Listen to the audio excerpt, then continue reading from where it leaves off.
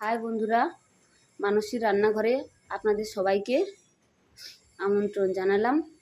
দেখুন, আজকের আমি আবারও একটা নতুন রেসিপি নিয়ে চলে এসেছি। আপনাদের দেখাবো কুলে শাক, চিংড়ি মাছ, আলু বেগুনের একটা রেসিপি, সুন্দর রেসিপি। দেখুন, কুলে শাক কেটে নিয়েছি, আলু ছোটো ছোটো করে কেটে নিয়েছি, বেগুন কেটে নিয়েছি ছোটো ছোটো করে। দেখুন, চিংড়ি মাছটা ভেজে নিয়েছি। কড়াইটা গরম হয়ে গেছে, তেল দিয়ে দিলাম।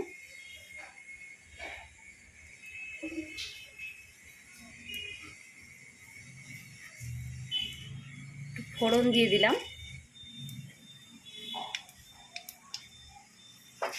ফোড়নটা একটু ভাজা ভাজা হয়ে গেলে পেঁয়াজ দিয়ে দিলাম।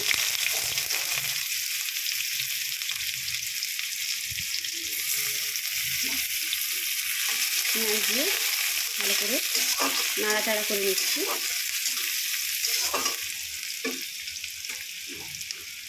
তেলের মধ্যে যখনই পেঁয়াজ দেবেন আপনারা অল্প একটু লবণ অ্যাড করে দেবেন, তাহলে পেঁয়াজটা তাড়াতাড়ি লালও হবে, নরমও হয়ে যাবে। লবণ দিয়ে সামান্য পরিমাণে লবণ দিয়েছি আমি, নাড়াচাড়া করে নিলাম। দেখুন, পেঁয়াজটা একটু ভেজে নেব।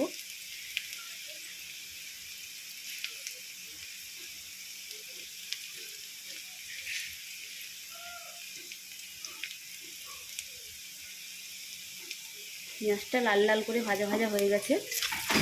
দেখুন, সামান্য পরিমাণে একটু আদা রসুন বাটা দিয়ে দেবো।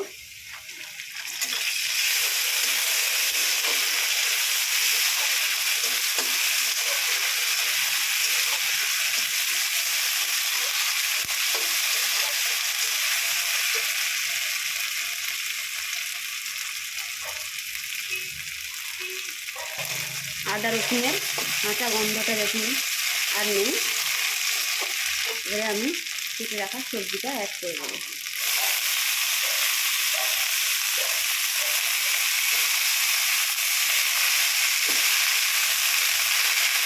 ভালো করে নাড়াচাড়া করে নেব।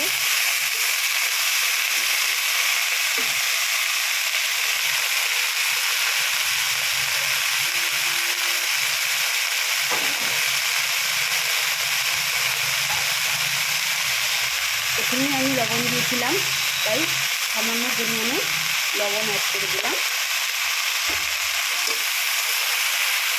আরও একবার নাড়াচাড়া করে নিচ্ছি।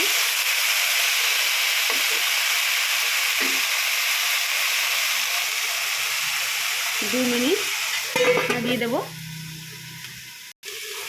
2 মিনিট হয়ে গেছে, আমি ঢাকনাটা খুলে আরও একবার নাড়াচাড়া করে নেব।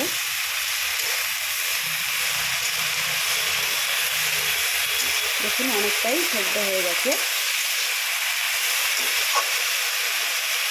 আরও একবার ঢাকা দিয়ে সেদ্ধ করে নেব।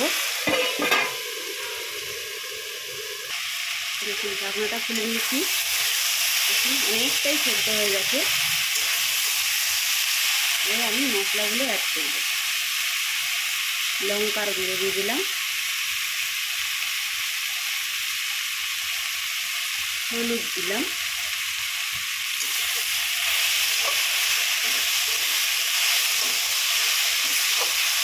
মশলাটা ভালো করে সবজির মধ্যে দিয়ে নাড়াচাড়া করে নিচ্ছি।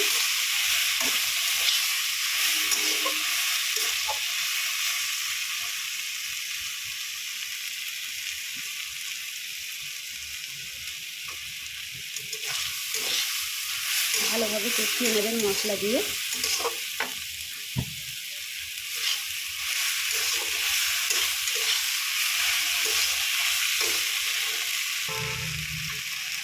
সামান্য জল অ্যাড করে দিলাম।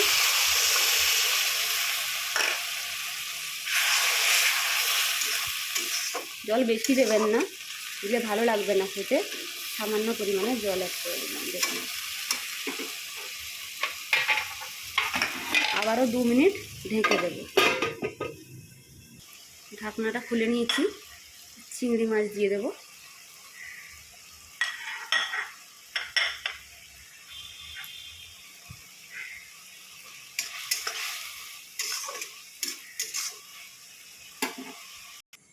দেখুন চিংড়ি মাছ দিয়ে নাড়াচাড়া করে নামিয়ে নিয়েছি। দেখুন কত সুন্দর হয়েছে।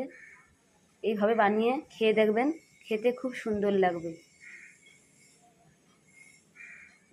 প্লিজ সবাই বন্ধুদের সবাইকেই বলছি, আমার এই রেসিপিটা আপনাদের ভালো লাগলে প্লিজ লাইক, কমেন্ট, শেয়ার করবেন, সাবস্ক্রাইব অবশ্যই করবেন।